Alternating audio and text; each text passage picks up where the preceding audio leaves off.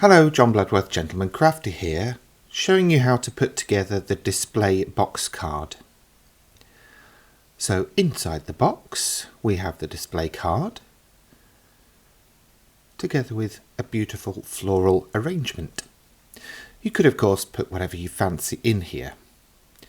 So let's take a look at some of the elements, starting with the card itself. I've got a 6x4 card with a frame that will form the aperture. I've already stuck the decorative panels on. This is the back side, or the outside, and this is the inside. So you'll stick the long thin strip in the middle, and then the two thinner strips to the first section that you come across on the side. Apply glue to the large flap or tab. Align the edge of that up with the first score line and then roll to form a tube. Hold it in place until that glue has fully grabbed. I'm using a bookbinding glue because it's low moisture content, so it won't wrinkle your card, and it's quick grab. You can of course use the end of a paintbrush or a pencil, something like that, to get in there and help you press down that tab. Then we'll do the same for the other side. So apply glue to the tab, align that edge up with the first score line, roll over to form the tube. And again, use something long and flat or long and round, preferably thin, to go inside there and just press that down.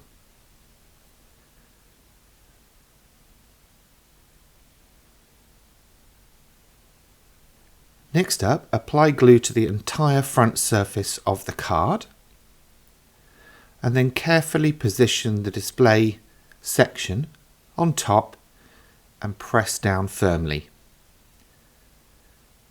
You can use the edge of a bone folder to help you smooth that over if you wish, and the tubes do fold flat, so if you want to at this stage press those down like that, that's fine. Once we get the aperture on though, you won't be able to do that.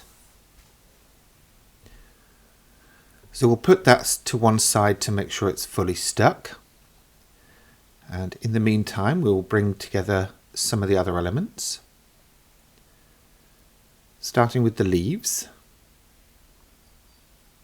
Now whichever way around you put this, it doesn't matter. And of course you can use whatever die cuts you've got available, but I have supplied the cut file for this particular leaf design within the Canvas Workspace project file that you can download.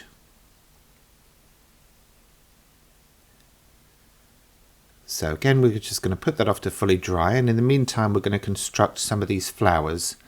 I've done a daffodil style flower here.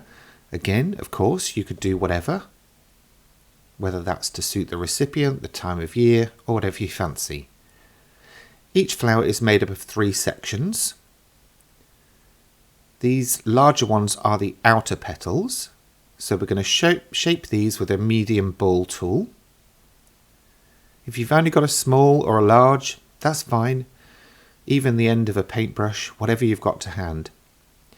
I'm just using a scrap of ink blending foam, but if you've got a rubber mat or a foam mat, again, even a mouse pad can work. So we're going to do this for both sections. We basically shape the petals first until they're nicely cupped, and then we'll turn those over and just lightly press in the middle to flatten them out again.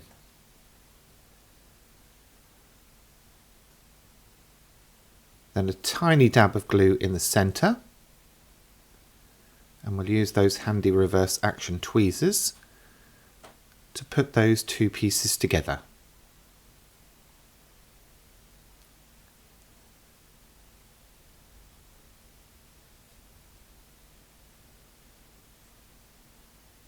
So we'll leave that to dry, and for the centre section we're going to use the small tip of the embossing tool and just press firmly around the edge to get some fluting going on.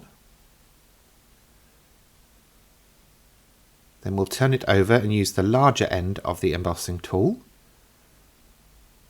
and just rub those round, or rub that head around to form almost like a trumpet shape.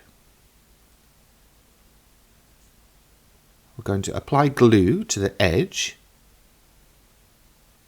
and then we're going to bring the point up until it matches on the other side. So it'll be about halfway along one of those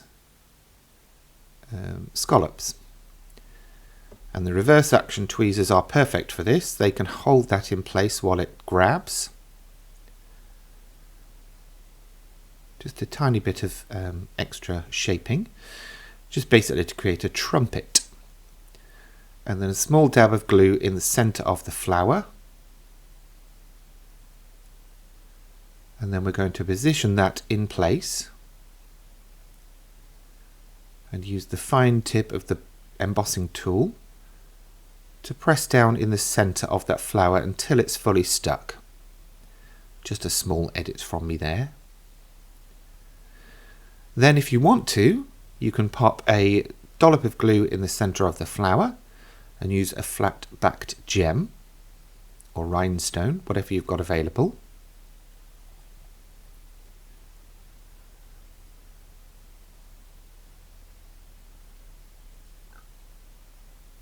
I never have been good with flat back gems. They ping off all over the place, but we got there in the end. So we'll pop that in the centre and allow the glue to dry. And of course we've done that for the other two already, so you'll have two smaller ones and a single large flower head. Then for the box, they're constructed in the same way, so we'll start with the base, which has the circular cutouts. They'll form finger holes.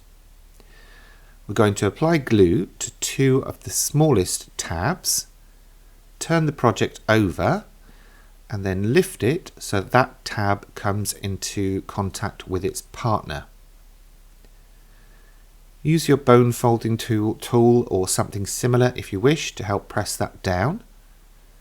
Just make sure that you're getting all of the edges lined up appropriately so that this will work effectively as a box. Do the same for the other end. I'll just speed that up a little bit as you've seen that already.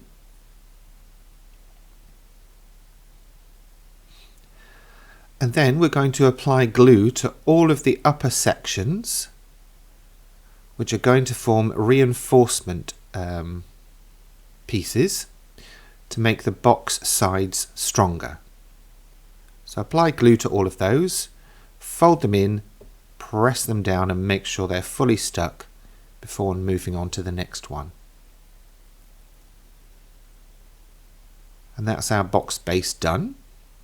You'd then construct the lid in exactly the same way until you have this. And those are the two sections of the box. Now back to our card, and I'm going to basically stick the flowers in at this point. You can of course work once you've put the aperture on. I tend to find it's easier to create this first and then work on the aperture. So I've basically positioned the larger flower initially just to get an idea of where to put the smaller flowers. I didn't really need to put the glue on, but I did.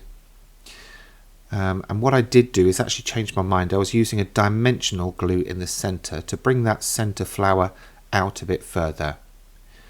You can of course use foam pads, silicone glue, or odour-free 3D gel, whatever you fancy.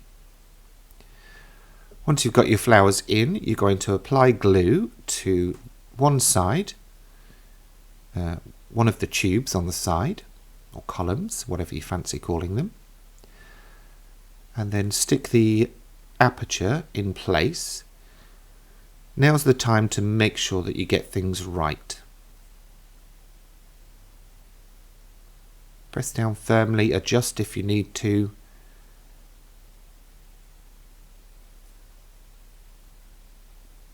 And make sure that's fully stuck until you move on. Then you're going to apply glue to the other tube.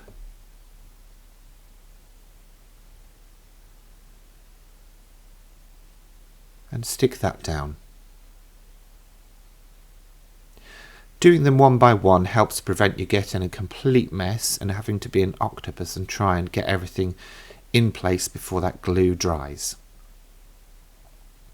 Just gently rub over so that you get everything in place, and there's our display card done. And we have the box to match. So that goes in. You've got the finger holes to help lift it out. And there we go.